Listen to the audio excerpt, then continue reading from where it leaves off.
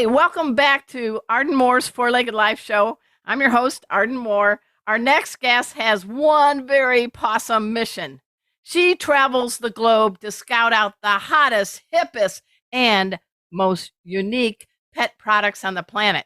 She is also the president of Whitegate PR. She's been on all the main TV news stations, countless media outlets, and she is best known as the Pet Lady.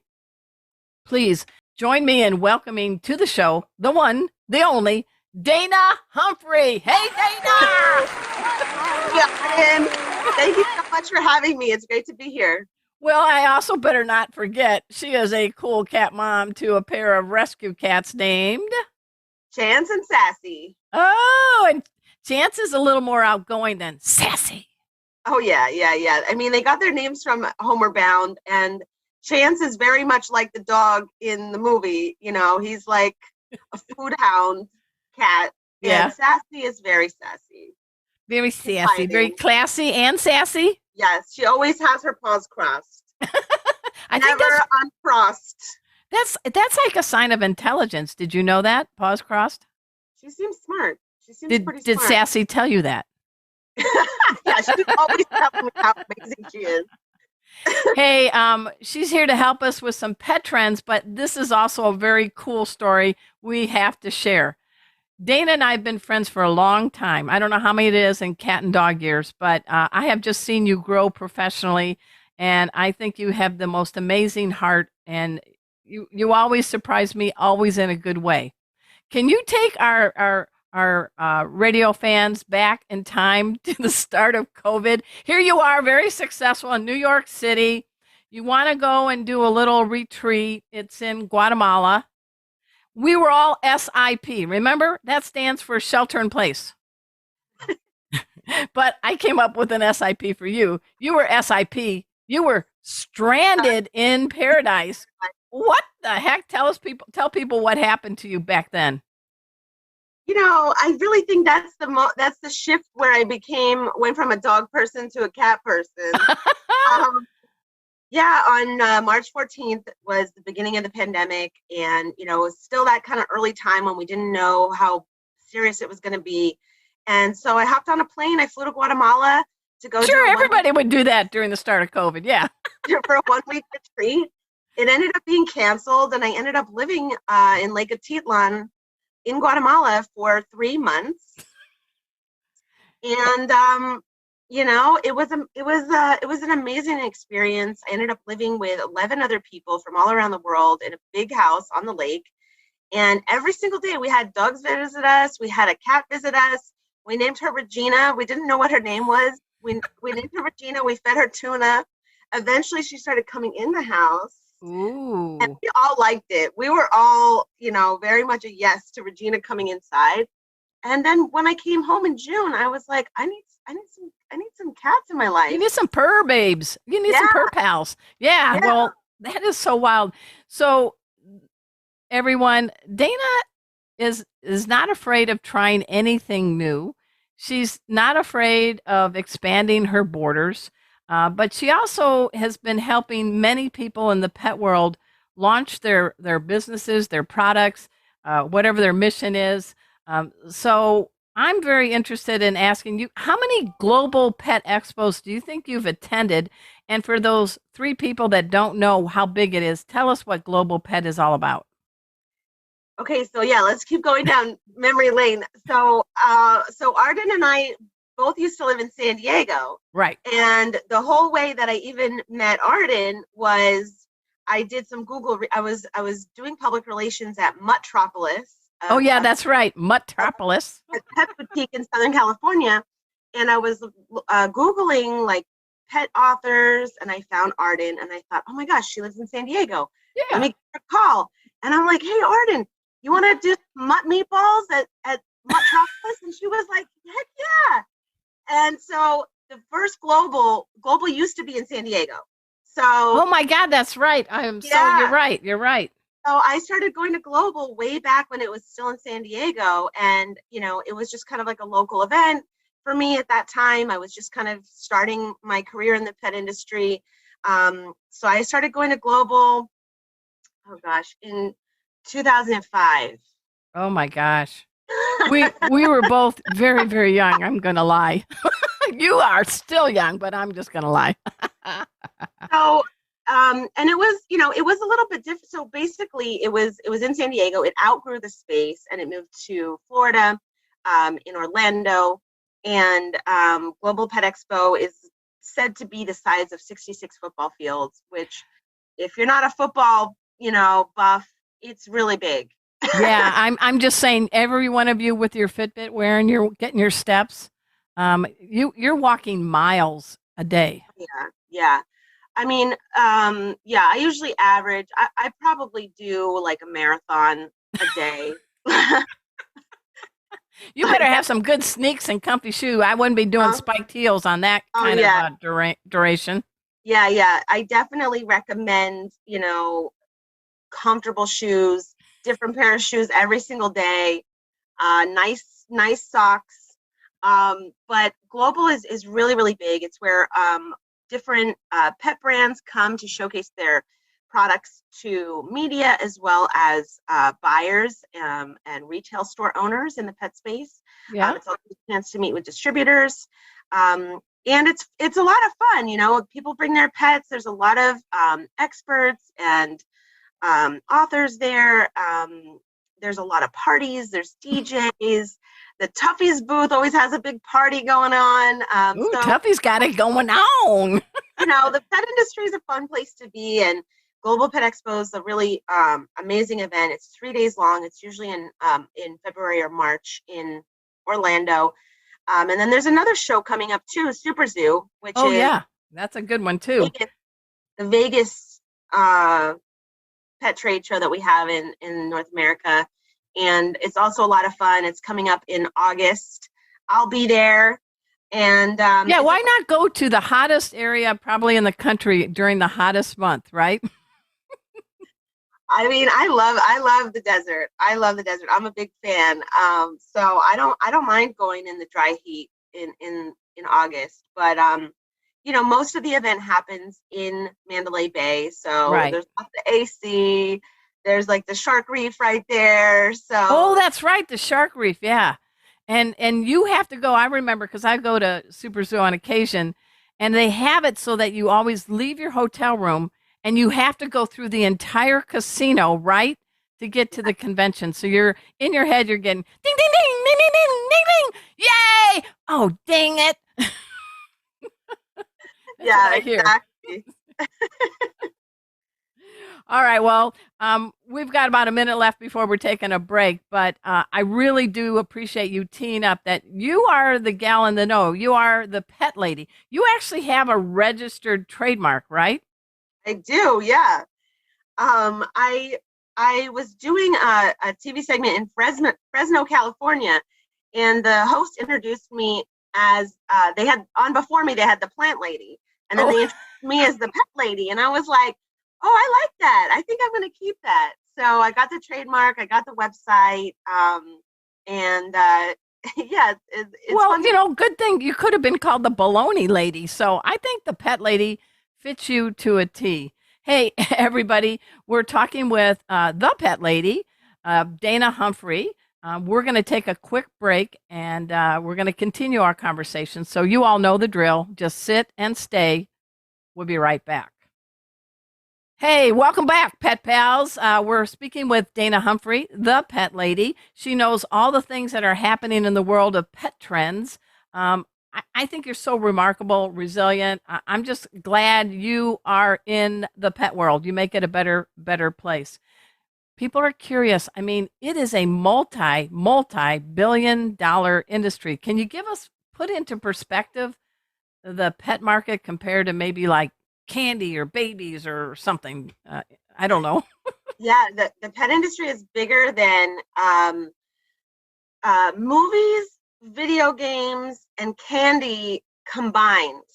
Whoa. Take that So Top Gun release yeah, exactly. and Snicker bars. So it's a little bit mind blowing, and that and Yeah. that statistic is actually a couple. That's actually a little bit old. Like during the pandemic, it's it's like grown 100%. Wow. Because people adopted more pets for their pets they already had. They got pets for the first time. They got their pet a buddy. So there's been like the first wave of the pandemic adoption where people just cleared out the shelters, got adopted lots and lots of dogs and cats. And then there was kind of a second wave this past fall where they got everyone a buddy as they're starting to go back to work. Oh, there you go. So This is interesting. Okay. it's historically been known to be bigger than those three industries together, but I think we're about to be on unprecedented levels of, I mean, with everybody having multiple pets. Can we take over Especially, beating how much baby diapers are sold? I love babies. Don't get on me, everybody. I love babies, but I have a feeling the pet moolah is going to top babies. I know nothing about baby diapers. I do know about pet diapers. Okay, well that's fair enough. That's fair enough. So what's hot now? What's some trends? What are you seeing as far as guide our pet pals here? They want to bring out the best in their pets. How can they Yeah. do it? So I think it's really, usually we see kind of a trend of what's happening in the people world, and then about 6 months later we see it with the pets. And I think what's really hot right now is supplements and Okay. hydration. It's about longevity, right? People are Yeah. wanting their pet and their fur babies to stay with them longer. They want to take really good care of them. They maybe, had to say goodbye to a pet in the past that maybe had some kind of problem or cancer or something. And they're really intentional about making sure they're giving their pets like the best ingredients, any supplements, any extra, powders, dental things to really, take care of their health. And so, Well, you said, you just came back from Global this spring. I was there a few right before COVID, and it was like every other booth was like almost, I'm joking, but was some sort of CBD. That's hot, well, right? yeah, the CBD pet market itself is like expected to exceed like 22 million or something in the next couple of years. Wow. Just pet CBD on its own is like very much taking off. I mean, just about 5 years ago, it wasn't even a category that was recognized at Global. Global was denying CBD pet companies, and then it Oh, shifted and became a huge category. The first year that CBD was allowed to be in Global, there was 50 companies. It was wow. 0 to 50, okay? And it's not stopping. It's not slowing down. I mean, I was just at a press conference yesterday. Somebody was there with her dog. She's like, I need CBD. My dog has separation anxiety. So I think the CBD trend is not slowing down anytime soon. I think the consumer is really getting more and more educated about it and learning about, how it can be safe and how it can be effective for their pets. And there's so many options to choose from, So and can you give a couple tips because you can get overwhelmed? it is a little bit overwhelming for sure. Yeah, and there's a lot of different jargon and schools of thought around it. I mean, in general, I would say, you don't want your dog or cat to have psychotropic effects. So you want to have a low THC or a no THC. Well, If it's let's break it down, folks. You with your marijuana edibles, please, please, please do not let your dog or cat ingest them. I'm talking to you as a master pet first aid instructor. THC is a psychogenic. It will kill or put your pet in serious hurt. So they're not getting a happy high, right? Yep, exactly. Yeah, and actually, CBD can actually help counter that. Okay. Um, but yeah, you want to have a point oh 0.03 or less. That's Okay. just one. Well, let's just say Definitely, no THC. yeah, Let's or just dear, yeah, yeah. And you definitely don't want to share yours with your dogs. You can eat your dogs, but don't give your dogs yours. yeah, yeah. Don't pass the brownies, guys. Don't pass the brownies. Okay. Right. Well, that's really a good tip. You also touched upon, and I'm seeing it too. There's a lot of hydration products out there, and I'm hoping to land a couple as a sponsor because I use a couple. I don't want to mention them, but especially cats, they don't drink the water out of the water bowl, lap, lap, lap, lap, like our doggies do. But every sentient being needs hydrated cells. Can you touch upon that that growth in that area? Yeah, I'm seeing like so many hydration supplements, like electrolytes and different. Electrolytes is actually the wrong word. It's not exactly electrolytes, but it's a similar effect that happens with the pets. Okay. Uh, And and they got like prebiotics, probiotics. Mhm. I'm laughing because, football teams years ago it was Gatorade. Now we got some great drinks that are having some kind of dog and cat names, right? Well, I mean, I, look, I do hot yoga every day. I'm like very Woo. interested in having electrolytes in my life. And so I think it's interesting that as I see more and more options for electrolytes for human drinks, there's more and more options for hydration powders and water additives for dogs and cats. Yeah, Gatorade's kind of the old school original Right. hydration situation with like, but it has sugar. So now there's so many formulations that have no sugar in them, especially for the dogs and cats. There's a lot of different companies getting on that, and like you mentioned, the probiotics, the prebiotics, gut Taurine, all health, these good things, amino yeah, gut acids. health. Yeah, Yeah, it's like how can we take care of our pet from the inside out? And now, the groomers are jumping on board, showing that, healthy skin and coat comes from the inside out. It does good. matter what you feed your pet. So the average, pet parent is starting to actually, go to pet specialty stores, not go to the grocery store, Oh, look at the good. ingredients, choose grain-free or whatever like is matching their likes. Yeah. Anthropomorphism is a thing. It is happening. You know, if somebody is, for example, in my life, I'm grain free, so my cats are grain free. Okay. And that Sassy is, goes, we'll talk later, Mom. yeah, she's like hand over the baguettes, lady.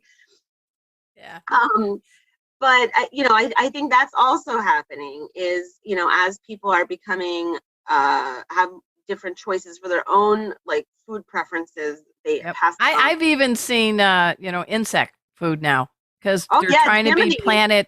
planet great. Yeah, you can say it. I don't care. Jiminy.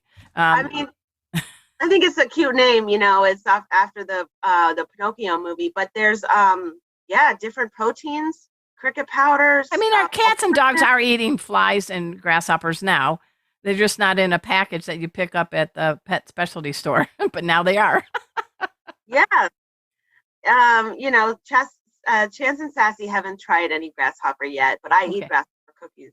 Oh, okay. Hey, we got about a minute left. What's some fun toy or something fun for a dog or a cat you could direct our pet pals to?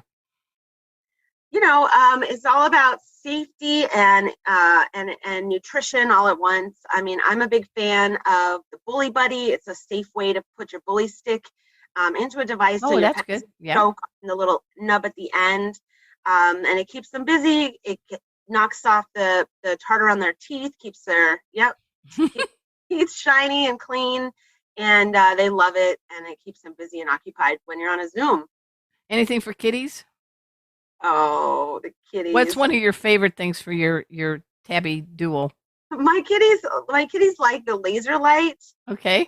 They love to play laser. They take it, they grab it, and they like come and drop it for me. Like Well, we're they're teaching us playing. humans, we need all the help we can get. Hey, I'm so glad you could be on the show. We're definitely going to have you back. We're talking with Dana Humphrey, the pet lady. Dana, how do people find you? Go to thepetlady.net. Pretty Oh, come easy. on, that's too easy. Thepetlady.net, not the pickle lady, the pet lady. I do like pickles. Like pickles. Hey, that's it for our show today. Thanks, everyone, all you pet pals, for tuning in. I want you to, I hope you tune in at fourleggedlife.com. I have a YouTube channel with all these shows. Just go to Arden Moore. That's the YouTube channel. So until next time, this is your Four Legged Life show host, Arden Moore, saying to all you 2, 3, and 4-leggers out there, pause up!